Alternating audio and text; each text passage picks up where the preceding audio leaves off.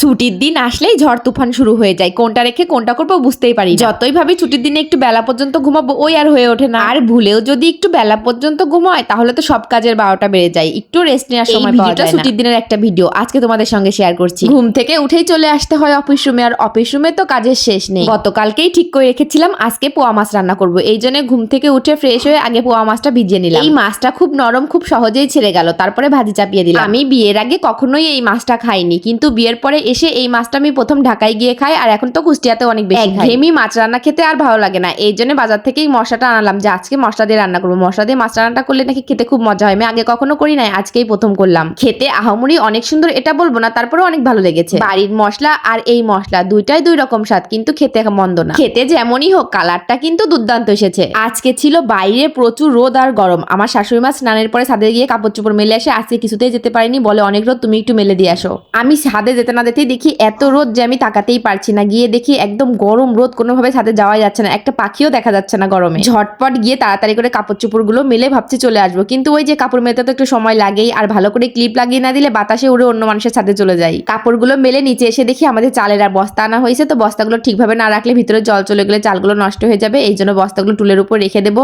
বস্তাগুলো এতটাই ভারী আমি কিছুতেই উঁচু করতে পারছিলাম না, কোনোভাবে নিয়ে এসে এভাবে রাখলাম। তো আর একটা বস্তা ছিল, ওইটা ওই জায়গায় রাখবো না, পড়ে যেতে পারে, এটা আলাদা রাখলাম। ছাদ থেকে এসে চালের বস্তা টেনে আমার অবস্থা না ঝাল, একটু জল খেয়ে নিলাম। এইদিকে বাবুর বাবা তার জন্য একটা খেলনা এনেছে, সেটা পেয়ে অনেক খুশি। এটা ছিল একটা ট্রেন, এখন এই ট্রেনটা সেট করতে হবে, আর এই সেট করতে গিয়ে তো নাজেহাল অবস্থা, কোনোভাবেই সেট হয় না। একটু রাগারাগি শুরু করে দিয়েছিলাম যে এমন খেলনা কেন এনেছো যেটা সেট করতে গেলে এত কষ্ট হচ্ছে। এরা সেট করছে আর আমি বসে বসে দেখছি এরা কিভাবে কি করে, আমার মাথায় তো কিছুই আসছে না। দীর্ঘ আধা ঘন্টা ট্রাই করার পর ফাইনালি ট্রেনটা চললো, আর ট্রেনটা চলা দেখে তো বাবু অনেক বেশি খুশি। আমি সারাদিনে যা যা কাজ করি তার ছোট ছোট কয়েকটা ক্লিপ নিয়ে জুড়ে দিয়ে একটা বড় ভিডিও বানাই, আর সেটাই তোমাদের সঙ্গে শেয়ার করি। তোমরা একটু বলো তো কেমন লাগে, আর ব্লগটা ভালো হয় কিনা, কোনো ভুল ত্রুটি আছে কিনা তোমরা বললে আমি সেটা সংশোধন করার চেষ্টা করব। আর ওই যে বললাম না ছুটির দিনে কাজের এত চাপ থাকে যে নিঃশ্বাস নেওয়ার সময়ই পাওয়া যায় না, আজকে ঠিক তেমন একটা দিন, একটার পর একটা কাজ করেই যাচ্ছি। এর মাঝে এই বিনোদনগুলো দেখে কিন্তু চোখের শান্তি, কাজ করতে বিরক্ত লাগে না যদি শরীরটা ভালো থাকে। তো এইটা ছিল বিকালের একটা ক্লিপ। বিকালে একটু ঘুরতে গিয়েছিলাম, ছুটির দিনে একটু ঘুরতে না গেলে কিন্তু ভালো লাগে না, আর এখন যেহেতু বেলাটা একটু বড়, বিকালে অনেকটা টাইম পাওয়া যায়, ঘুরতে গেলে বেশ ভালোই লাগে। সারাদিনে অনেক গরম থাকলেও বিকালের পরে একটু ঠান্ডা ঠান্ডা ভাবছিল, ঠান্ডা বলতে একটু বাইরে বাতাস ছিল, এই জন্য কষ্ট হচ্ছিল। আর ঘুরতে গেলে গরম কিন্তু একটু কমই লাগে, বোঝা যায় না, যত গরম আমার মনে হয় বাড়ি আসলেই লাগে আর কাজ করার সময় লাগে। আর এইদিকে দেখো আমার বড়মশাইয়ের কাণ্ড, তাকে বলেছি সুন্দর করে ছবি তুলে দাও, ভিডিও বানিয়ে দাও, আর সে কুকুরের ভিডিও বানাইছে। আজকে চিন্তা করেছিলাম গরম পড়েছে বাইরে থেকে কিছুই খাবো না, কিন্তু ওই যে রাস্তার পাড়ে যাচ্ছিলাম চিরা ভাজা দেখে আর লোভ সামলাতে পারলাম না, নেমেই পড়লাম, ভাবলাম একটু খেয়েই যাই। এই মামার দোকানে চিরা ভাজাটা আমার অনেক বেশি মজা লাগে, এই জন্য গেলেই একটু খেতে ইচ্ছা করে। দেখো দেখতেও যেমন সুন্দর, খেতেও তেমন মজা। তো এই ছিল আমার ব্যস্তময় ছুটির দিনের ছোট্ট একটা ব্লগ। তোমরা সবাই ভালো থেকো, আজকের মতো টাটা।